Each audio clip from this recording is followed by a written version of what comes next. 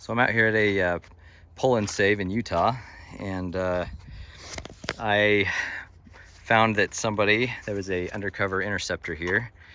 I'm not sure the year, probably about a 15.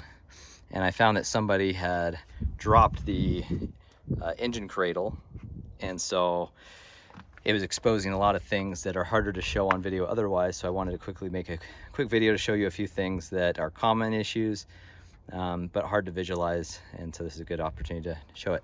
So as you can see, the engine is dropped down about 2 feet because they dropped the engine cradle.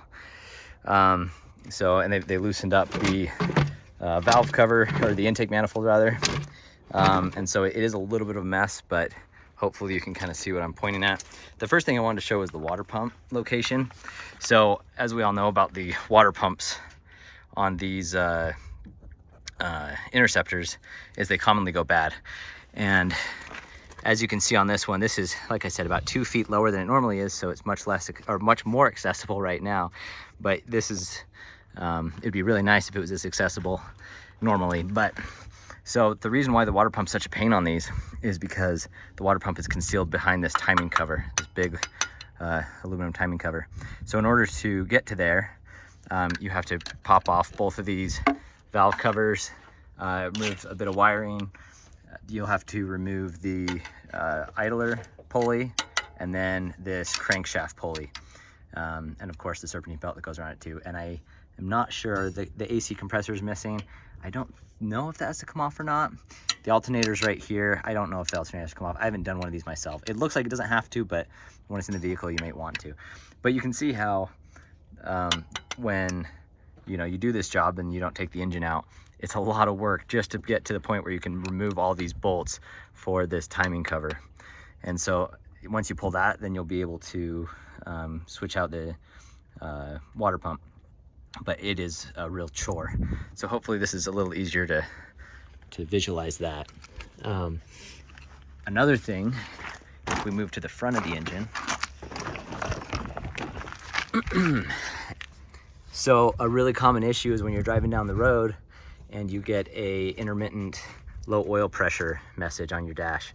And it will turn on, it will turn off. You pull over, turn your car off, turn it back on, and it goes away. Obviously, anytime you get a low oil pressure sign, you need to pull over and turn your car off immediately. But a lot of times the culprit is this little sensor, and this is the oil pressure sensor. And you can locate it if you're looking at your valve cover. Obviously I'm looking from down below, but be looking from up top. So here's where you fill your oil. There's a little single wire in the sheath that comes down the front. The radiator would normally be right here. It comes down behind the alternator and into this little sensor, which is not very expensive. Even the Ford one is not very expensive.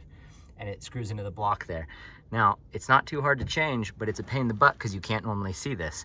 So you end up having to fish your hands down in front of the engine and get a wrench in there. You unplug this plug right here. I don't even know if I can get to it very easily. There we go. And it reveals that sensor there. And the only way to take it off is with a deep socket. And I think it's a 19 millimeter or something like that. Or maybe a 20, I can't remember what size this is. And you'll lose a little bit of oil. So it's a good idea to do this at the same time you do an oil change. But I think it's towards the top of the sump. I can't remember. But anyway, this is your culprit, and it's really hard to get to, at least see. You got to really do it all by feel. And you can locate it from the bottom there's your oil filter, and then you just go up a little bit and to the left, and that's that oil pressure sender.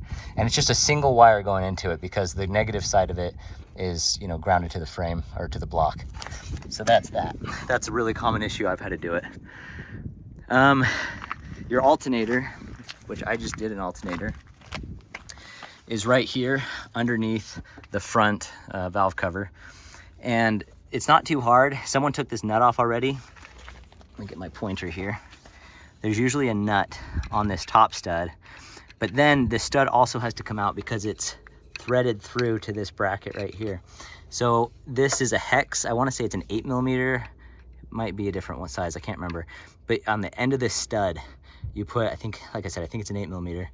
and you back it off, and then it will come out here. And then you've got to come down, and then there's this bolt right here, which I think is a 15, maybe 14. I think it's a 14. And you unbolt it there, but then it can be a real pain in the butt to get it off because it's sandwiched right on this little bracket here, which is still hard to show even with it so exposed. I'm trying to show it to you, but it's difficult. And what I found works, if you're doing it not on a lift, which I just did it on the ground, first off, you had to take your serpentine belt off, and you put your 3/8 ratchet in there, or breaker bar, and you can pull it. This one's, I don't have enough leverage to move this. That's how you take your serpentine belt off, is by putting your ratchet right in there. Anyway, so what I do is I take this stud off, and at that point you can slide the alternator forward, and then I put the stud back in with the nut and a sandwiched a box end wrench in there, and then you have a lever going up that you can use to wiggle it free. The last thing I want to show you is the power transfer unit, which we all talk about going bad on all-wheel drive Interceptors, is right back here behind the engine. So, you know, we've got the back right bolt for our valve cover right here, and then just back and below, here's the vent tube for your PTU. Oh, and I just pulled it off. So right on that nub right there, that goes down to your PTU. So if you're gonna run the extension to fill it, that's where you're gonna be putting it on. So you can see how it's kind of hard to see. So if you stick your finger down, you find this hole right here, and then just go forward a little bit, you'll find that little nib right there. So I'll put this back on there so we don't get dirt in there, but because it's probably a good PTU for someone else. And then here's your little vent cap that you'd pull off and put on the top of your extended hose, which will come up here. There's some good videos on how to do that, but now you can at least visually see what that looks like from the top. But given you're gonna have, normally your engine's gonna be covering all the way right here, so it's much harder to see. So hopefully that helps for anyone who's working on those things right now. And if you need anything off this undercover Interceptor, it's at the Springville, Utah pull and save, but I'm just passing through, so I won't be able to come and get parts for anybody if they need them, but hopefully this helps.